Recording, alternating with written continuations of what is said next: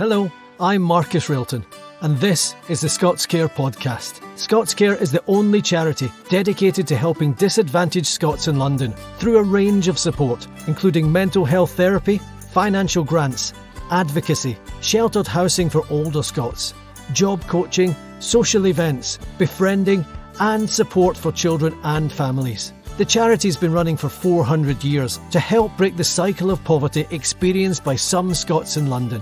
In this series of the ScotsCare podcast, I'll be chatting to celebrities and supporters of the charity that have forged a life often away from Scotland and about the ups and downs that can bring. On the ScotsCare Christmas podcast this week, it felt right to celebrate with a guest who is a pantomime legend. Oh yes, he is. Allan Stewart has been performing since he was 10 years old, with a career that covers TV, radio, singing, musical theatre, and of course, pantomime. At this time of year, it's really lovely to have him join me. ScotsCare. Hi Allan, Merry Christmas. Oh, Merry Christmas to you. How are you? I'm fine. It's all right for you. You just say Merry Christmas. I've got 2 shows a day to do at the moment, every day. I know. I see that as Snow White, so that's a tough schedule. Do you know what? I want to come on to that, but I want to ask you first. Are you still based in London? Yes, I am. Yeah. I've been down here for 35 years now. Really? What was it? Yes. Work that made you move to London? The police were after me. No, I always wanted to live in London, and although all my work was in Scotland, television and panto and theatres and everything, the first chance I got to come down was when everything started going in copycats around about the early 80s. So I was now working for LWT instead of Scottish television or BBC Scotland. So I came down to London and I had a house in Scotland. I thought, I'm going to buy a small studio flat and that'll get me going down here. And within about 8 months, I met my wife, Jane, who I'd known for a long time, but we started going out. And all of a sudden, I thought, I think my life's down in London. So sold the Scottish house, moved down here, bought a bigger flat, and I've been here ever since. Do you live in a leafy part of London? Now, the reason I ask you that is because I know you're a big dog person, because I've read your dog blog, your doggy bloggy. A doggy bloggy. Yeah, and I just wonder, because my kids are always saying, oh, we really want a dog, we really want a dog. And I just know that I'd end up walking it, and I'd be the one that ends up picking up the poop. And I just don't know if that's me. Well, listen, I was not particularly a doggy person before. I always liked dogs, and I had a dog when I was a kid with a little poodle. But I don't really remember much about Torby. That was the dog's name. But it was my birthday coming up. We were in lockdown, and the kids and Jane were all sitting around the house. She said, "We've decided to get your dog for your birthday." And I went, I'm not sure.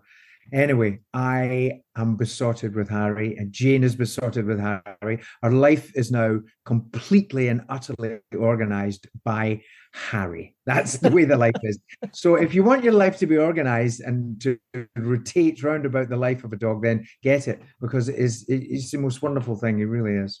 A few of my friends have said that to me. My friend who lives in the outskirts of Glasgow, he says it's a kind of mental health lifesaver as well for him. He gets to take it up the loch side or take it up the reservoir and just spends hours walking the dog, and it kind of gets his head back in order. Well, I'm not the big walker. Jane is the one that right from the start, she loves getting up in the morning. I hate mornings. That's why I went into show business, so I wouldn't have to get up in the morning. So I don't do that walk, and I do a walk in the afternoon. We split the time. He goes to the office with her, and I pick him up. When he comes back, I take him a walk, and at night time I do the last walk. So I'm not a big walker with him, but I understand what your friends are saying. It really is. When I do it, it's very therapeutic.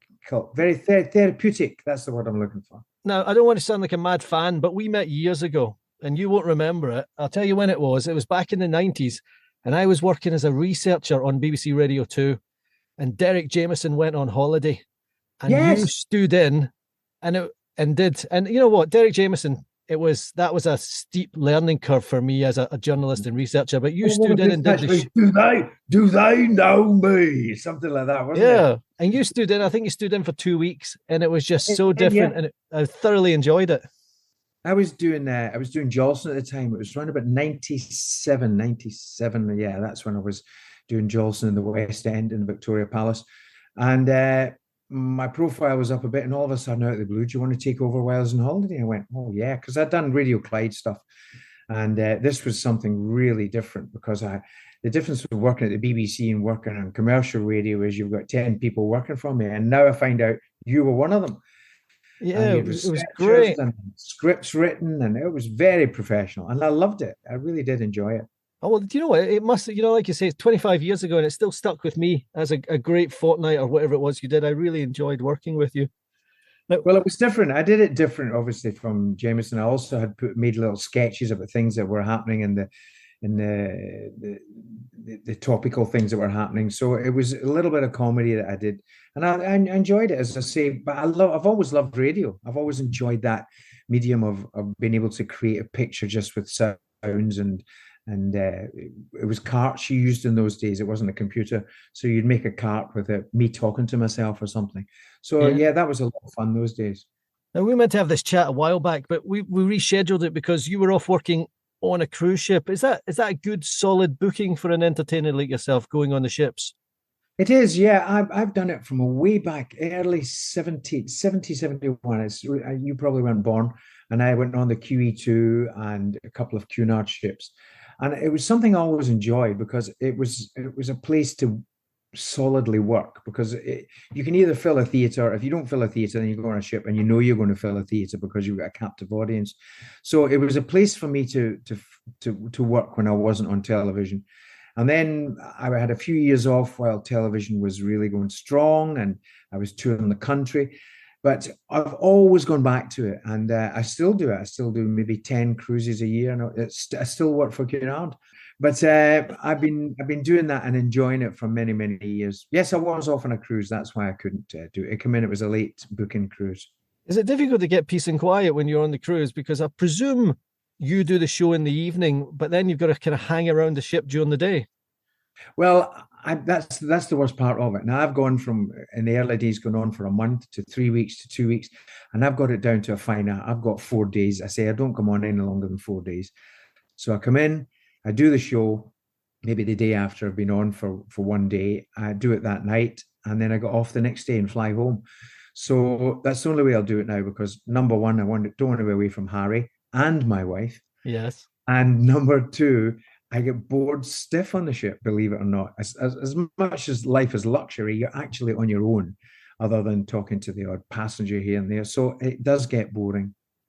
And I suppose when COVID came along, that kind of killed that dead for a while, didn't it?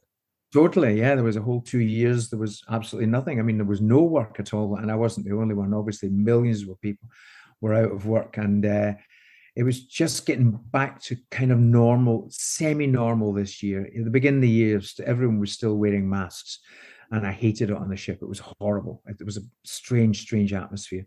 So I didn't enjoy it. But in the last 4 months, it's got back to 100% normality, and next year is back to normal again. So yeah, it was a strange time those 2 years because there's never been a time in my life that I haven't worked for 2 years. I've worked since the age of 12 in the clubs, doing 3, 4 nights a week, 13, 14-year-old. And I've never touched wood. I'm going to touch the desk here. I have never, ever stopped working. So it was a real strange feeling for me not to get up on stage and get that buzz. I think, yeah, I spoke to Greg Kane of Hue and Cry, and I was asking him Yeah, about it, and he said it was terrible for him. He got to the point where, because he'd been moving their kit around for so many years, he considered getting his HGV license and becoming a driver. really? Yeah, and he was absolutely, he wasn't, taking the mick. He was absolutely serious because I think he sat around for the better part of 2 years. And for creative people, it can be a real killer, that, can't it? It is, yeah, yeah, it is. Funnily enough, I was talking about this last night. I enjoyed the first lockdown because the kids, my son and daughter, who had been traveling and all over the place, came back to stay, and we had a wonderful summer, and we just sat in the garden and ate and laughed till 10 o'clock, and it was a really good first lockdown. But the second one was hell Yeah. because number one, we were going to do a panto which was cancelled the night before we opened, and then my dear friend Andy Gray died from COVID, and it was just a horrible time. Everything about it was terrible. So it was just so good to get back to work when we did open up again. I got a lot of great memories of watching Andy Gray on the telly as I was growing up, and stuff like City Lights and stuff like that. He was such a brilliant actor, wasn't he? He was fantastic. We toured together in a couple of plays. We did Stones in His Pockets, which is a two-man play about two Irish guys, and you play about 12 parts each. And that was a real buzz working with Andy, because I had to say to him, Andy, look, I've never done this before, and he helped me a lot. And then we did another play which I wrote with somebody else, with Ed Curtis. We wrote a play called Canned Laughter, and Grant and Andy and myself were all in it. So yes, I worked a lot with Andy, and he was great fun. We had our moments when we'd scream and shout at each other, but most of the time we were saying, I love you, and I love you, and like yourself, he was such a great panto star as well. I'd seen him so many times in panto. Mm-hmm. And right now, this is what you're right in the middle of, Snow White, and that is a tough schedule. And I was thinking when I was reading about you doing it, you've done so many. Do you find it difficult to come back year after year and think, okay, where are we going to take it this year? It's definitely a challenge, and the more we've done, this is actually my 24th Edinburgh panto, and we're in a new theatre. We're in the Festival Theatre this year, because the King's is closed now for refurbishment for 2, maybe 3 years. So it's all been a steep learning curve, walking out onto a massive stage and a massive auditorium compared to the King's. Although I've worked big theatres all over the country, I've done Southampton, which is a 3,000-seater. We're so used to doing this in the King's that it feels so different. But it's been great. It's been exciting. And Grant and I are still here. And we've got Jordan now. He's on his 3rd year on the team. So we have to find new ideas. I've written a song, which I'm very proud of. I've written a parody on There's Nothing Like a Dame. And I'm not going to give this secret away, but it's got a wonderful, magical moment in it halfway through. And you've got to come along and see it, because when I wrote it, I went, yes, this is going to be great.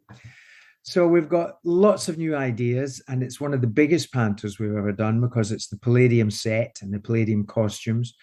And because it's such a big stage, we needed to use a set that was coming from a big stage as well. And the Palladium is one of the biggest. So we've got all the bells and whistles all being thrown at this show. It's very exciting.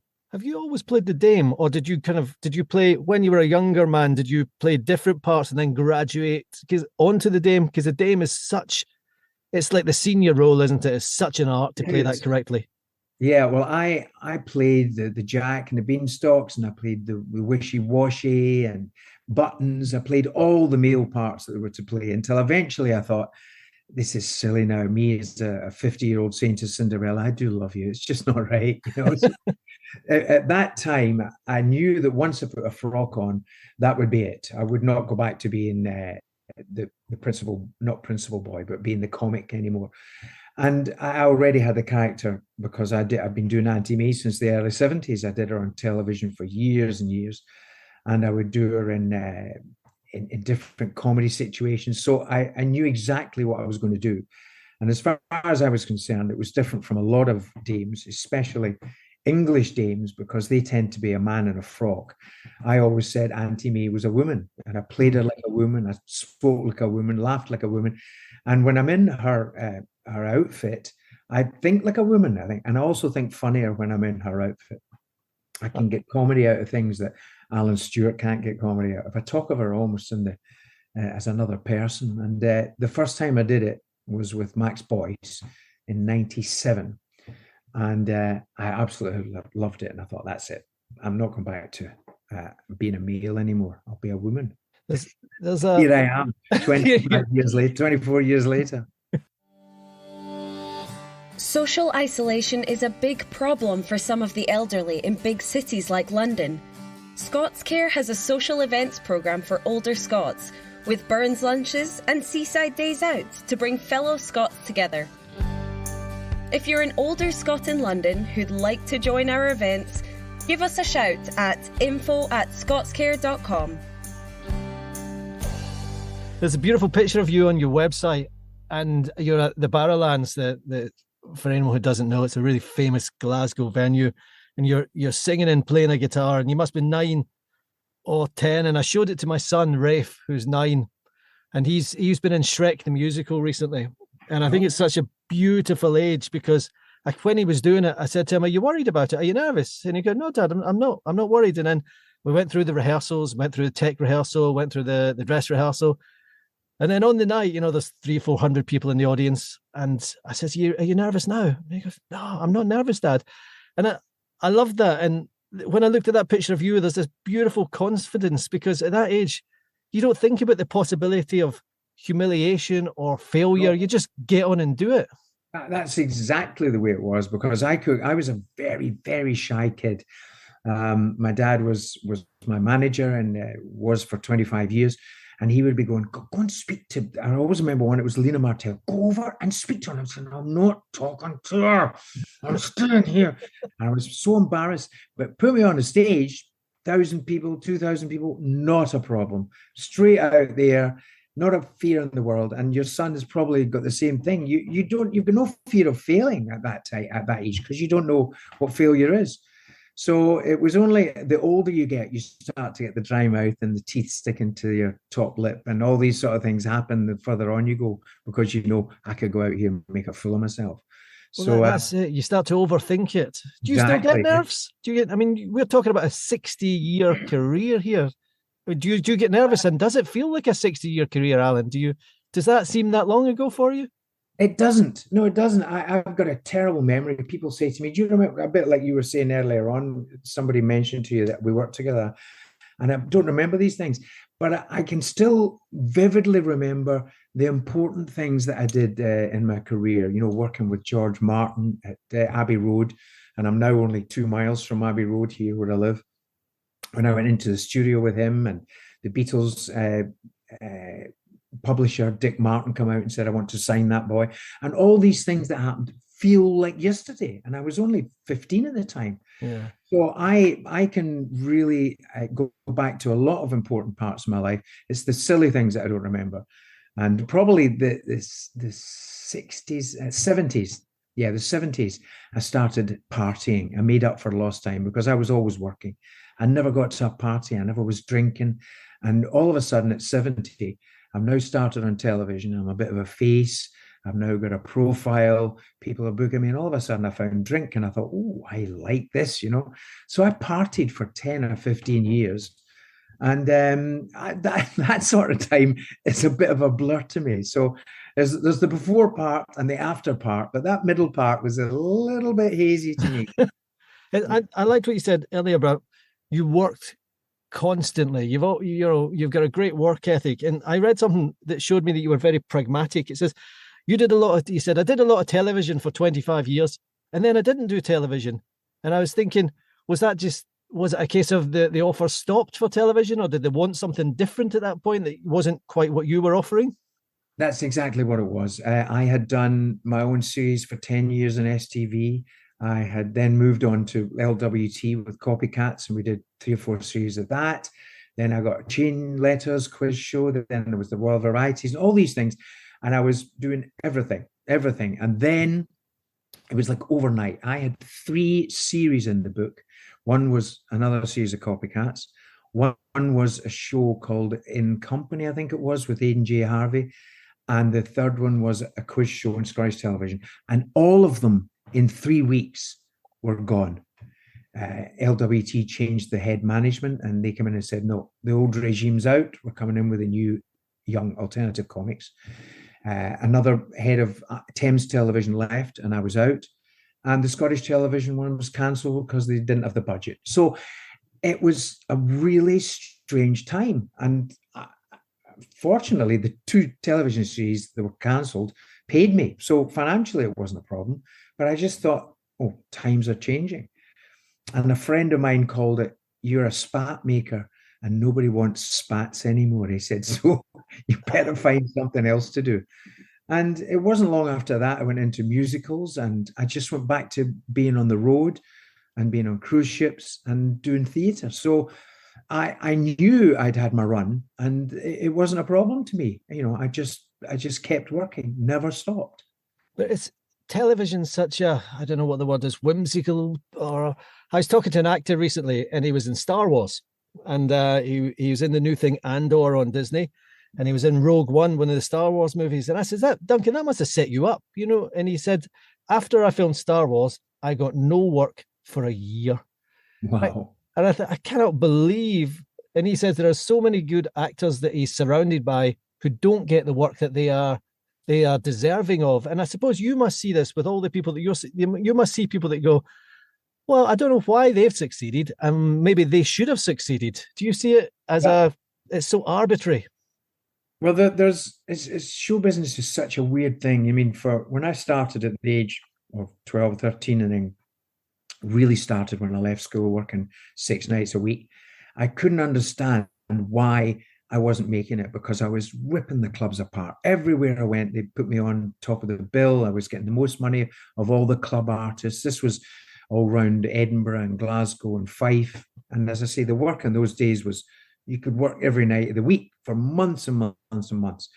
And I just couldn't understand it. And my dad was saying, "We don't know, why are you not hitting it?" And he'd tell television people, "Why are you not using this boy?" No, wouldn't use it. Wouldn't use me. And then Scottish television comes along, and Clark Tate, who was the head of Scottish television, gave me a special, which was out of the blue, a 1 hour special. Then David Bell saw that, and he put me into a series. And all of a sudden, it was like I was the flavor of the month, and I got everything that was going. So then everybody else who was round about me working were probably going, "How come he's getting this and I'm not getting it?" So it was a full circle. And as I say, I got a good 20 years out of it, and it set me up. My dad was always one for making sure I saved my money. And as much as I did live high, he was piling it away for me. So when he died, he had pensions set up everywhere. And I got all these certificates and papers. And eventually, when I got to the right age, I handed them over to a financial advisor. And he said to me, "Wow," he said, your dad was a very sharp, astute man. And he had set me up for life. So I'm very, very lucky to have had this wonderful dad. What did he do, Alan, before he was your manager? What did he do to make a living? Well, he would have worked every hour that God sent just to give us a good life. And he did. We were going to Spain on holiday when nobody even gone further than Blackpool. He made us a great life. But he would work 3 jobs. He was working in the GPO, which was British Telecom. That was his solid money. And he had shops, and then he had a fish shop, then he had a clothes shop. And then eventually he found secondhand cars to be the thing that he could make most money at. So he was a car dealer. Ah. And he managed to be able to run me, GPO, and the cars all at the same time. He gave me a great work ethic. Was he a funny man? Very, very funny, very dry. If we ever went on holiday, within a day, everyone was sitting around listening to his stories and his jokes.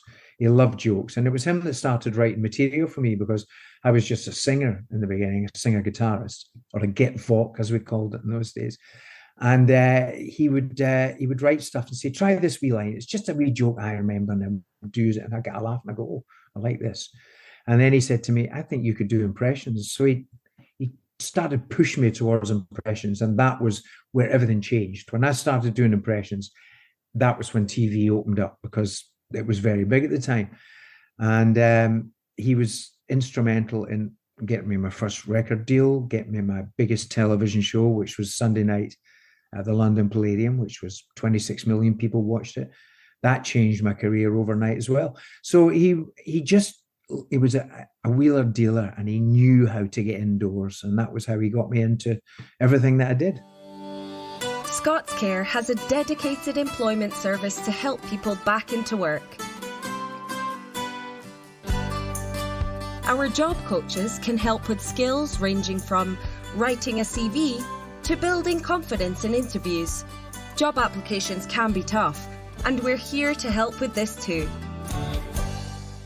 Your comedy, I was watching some of you on YouTube the other day, and your comedy's always been gentle and silly and quite innocent. And I realized about halfway through this, must have been about an 8 or 9 minute clip, I was sitting there with this massive grin on my face. And I think this was 96 or 97, and it was still timeless because it was just funny. And I just wonder whether comedy these days has got quite dark sometimes, hasn't it? Well, comedy is really, really difficult now, and for the first time ever in my life, I was kind of censored on the ship recently, where the lovely girl that I work with who books the ships come on and said, Alan, look, I don't want to have to see this, but there's been a complaint. And I was making fun of old people. Well, I said, I'm not. I said, I'm an old person myself. I said, so I'm only making fun of myself, really.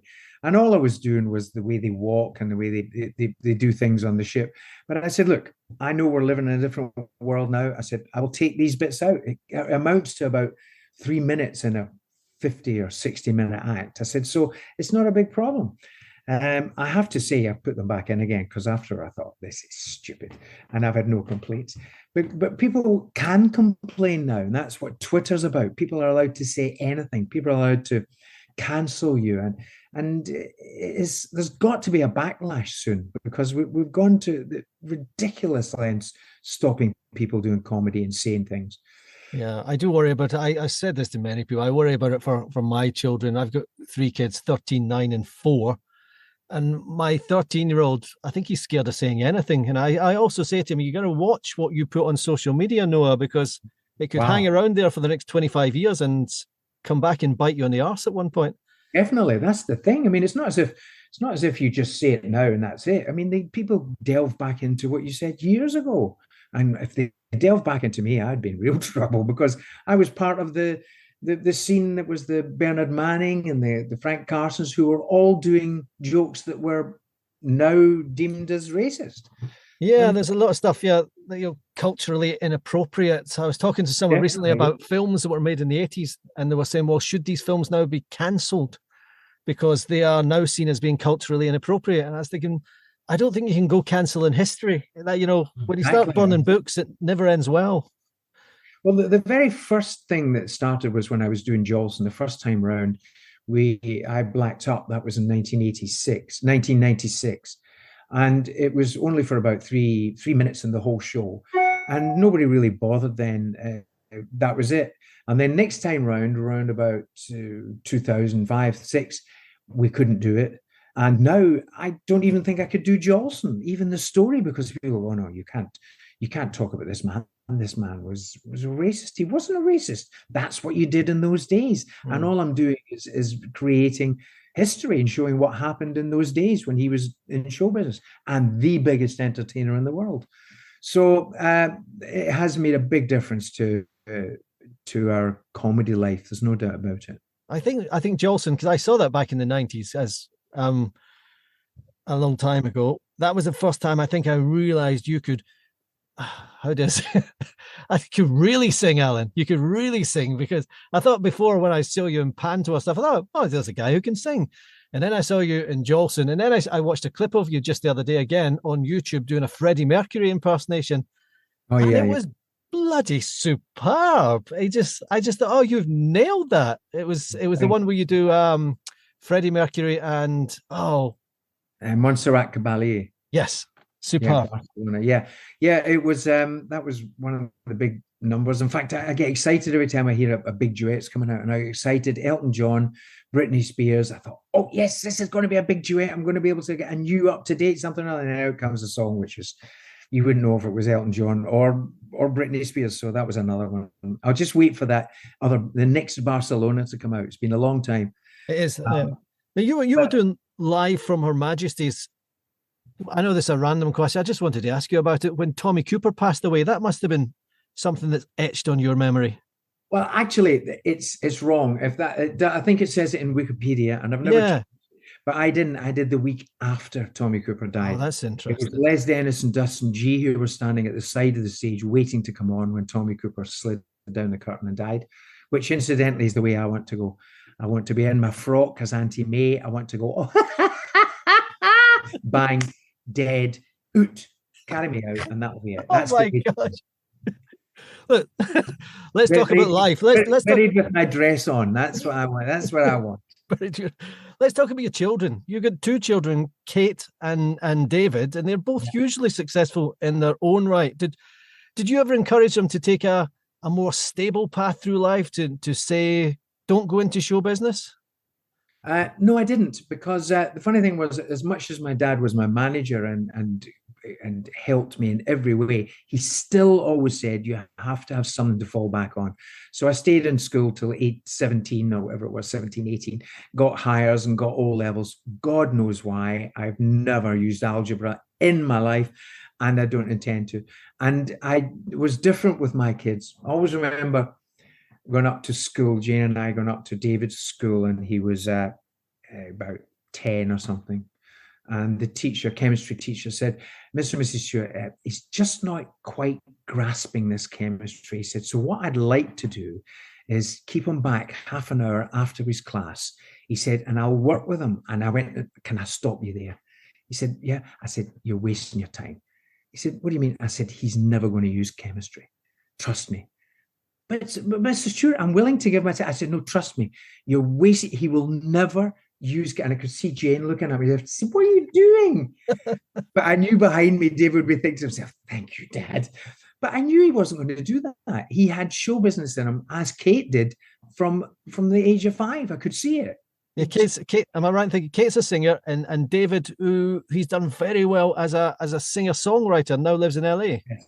A producer and a songwriter. He had just during lockdown, he had the biggest global hit, #1 hit for BTS called Dynamite, which went global. Everywhere it was #1. 1.5 billion downloads or something like that. And he's also had a big hit with Jonas Brothers, and he's now out there working with Shania Twain and Mimi Webb, and just every big name at the moment is clamoring to work with my son David at the moment. So it's a very, very exciting time. Is he back for Christmas? He's coming back. Yes, we've had a very, very traditional Christmas. Every year we go to the Prestonfield House Hotel in Edinburgh, and we stay there for about 6 days during the panto, and the kids come up. And we have Christmas morning, and we have lunch, and we just go out for a walk. And it's a beautiful Christmas because it's a stunning hotel.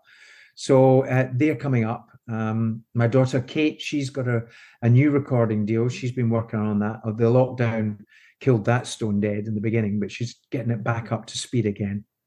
Had a few singles out, and she's got an EP coming out in the beginning of the year. And she works live now, and she's a stunning singer, a wonderful singer. And a writer as well. She's a great songwriter. So it's a great buzz to watch your kids being successful.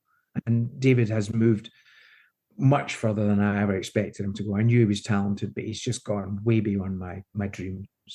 And personally, for you, because you're always busy, Allan, do you have ambition? Do you still want to do something? I know you've said that you were never really an actor, and then you popped up in a soap opera. Yes, that's the latest thing. That's the weirdest thing. I was sitting on the ship about 2 months ago, and you very rarely get phone calls at sea because you not got the satellite. And all of a sudden, my phone rings, and it's the producer of River City, and he said, "Hi, Allan." Yeah, he said, "We'd love you to do a cameo part in River City." I was really interested in the challenge because I've acted, but not on television.